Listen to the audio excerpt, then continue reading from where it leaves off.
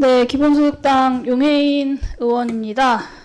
정상적인 상황이라면 대통령 선거를 한 달도 채 남겨놓지 않은 상황에서 우리가 행안위를 이렇게 시급하게 열어서 공직선거법 개정안을 처리해야 할 일은 당연히 없었을 겁니다. 근데 대법원의 사법 쿠데타 그리고 내란 상황에 지속되고 있는 이 조건 하에서 국회도 비상한 대응을 할 수밖에 없다라는 점을 말씀드립니다. 선거의 공론장은 후보자 상호 간에 그리고 후보자와 유권자 국민 사이에 활발한 공방이 이루어지고 적극적인 토론이 보장되어야 합니다. 이 민주주의 정치의 핵심 가치를 지키기 위해서 선거 공론장의 사법의 개입은 최소화되어야 하는 겁니다. 그런데 검찰 어떻게 했습니까? 이미 당선된 대통령의 명백한 허위사실 공표, 예를 들면 우리 장모는 10원 한 장 남한테 손해 입힌 적 없다. 도이치모터스 주가 조작 오히려 손해봤다. 이런 명백한 거짓말들에 대해서는 수사조차 안 하면서 낙선한 야당 후보의 자기방어적인 발언에 대해서는 악착같이 기소를 했습니다. 1심 법원에서는 다의적으로 해석될 수 있는 후보자의 발언을 최대한 악의적으로 해석해서 유죄를 선고했습니다. 그리고 조희대 대법원 어떻게 했습니까? 2심 법원이 짜맞추기식의 이 정치검찰의 무리한 기소를 반박을 하고 정치적 의사표현의 자유를 최대한 보호한다라고 하는 기존의 판례에 맞춰서 무죄 판결했습니다. 그것을 통상적인 절차와 관례를 전부 무시하면서 유죄 취지의 파기환송을 했습니다. 검찰권과 사법권이 과반 지지율 야당 대선 후보의 대선 자격을 박탈하기 위해서 공모했다라는 합리적 의심을 국민들이 과연 거둘 수 있겠습니까? 저는 많은 의원님들이 오늘 이 법안에 대한 논의가 부족하다고 하시는데 사실 이 행위 유형 삭제에 대해서 제가 2022년 국정감사에서부터 계속해서 주장을 해왔습니다. 계속해서 이야기했고 선관위 답변도 있었고 지난 선관위원 청문회 과정에서도 이 논의를 했습니다.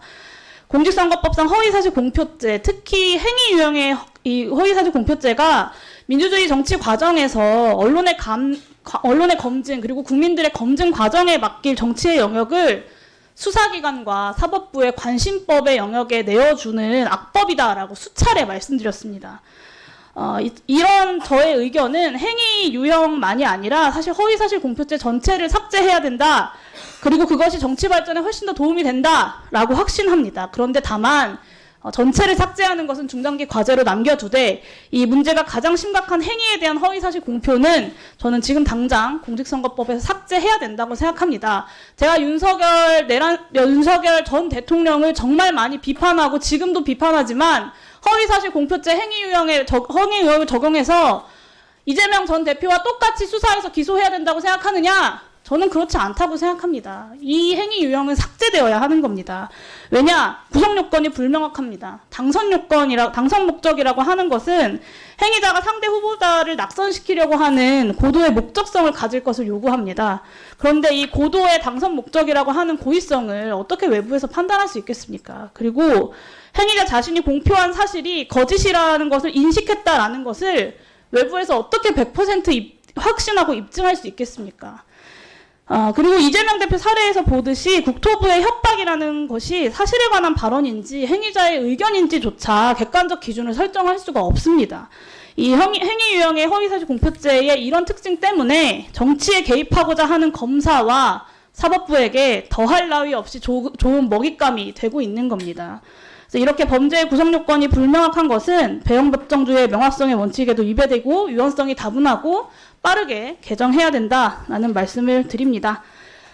정치 선진국으로 평가받는 다수 국가들이 허위사실 공표죄 자체를 선거법에 규정하지 않는 이유가 있습니다. 민주주의 선거의 공론장을 사법의 불순한 개입으로부터 보호하기 위해서입니다. 이 행위 유형의 허위사실 공표죄 즉각 폐지하고 정치검사 그리고 정치판사가 아니라 주권자 국민의 선택이 후보자의 당락을 결정하는 상식적인 민주주의를 대한민국이 다시 회복해야 된다라고 말씀드리고 동료 의원님들께서도 이 법안을 오늘 처리하는 것에 동의해 주시기를 요청드리고요. 그리고 뭐 살인, 사기에 대해서 거짓말한 거 처벌할 수 없다고 하는데 살인과 사기에 대한 전과가 있고 그 전과를 부정하는 거짓말을 하면 당연히 처벌이 되죠. 행위 유형에 대한 허위사실 공표는 그런 것을 이야기하는 것이 아닙니다. 그리고 저는 이 자리에 계시는 의원님들이 그것이 이 행위 유형에 해당하지 않는다는 것을 모르실 거라고 생각하지도 않습니다. 부디 우리가 의견은 다를지라도 사실을 호도해 가면서 이 논의를 하지 않았으면 좋겠습니다. 이상입니다. 네, 수고하셨습니다. 다음은 이만희 의원님.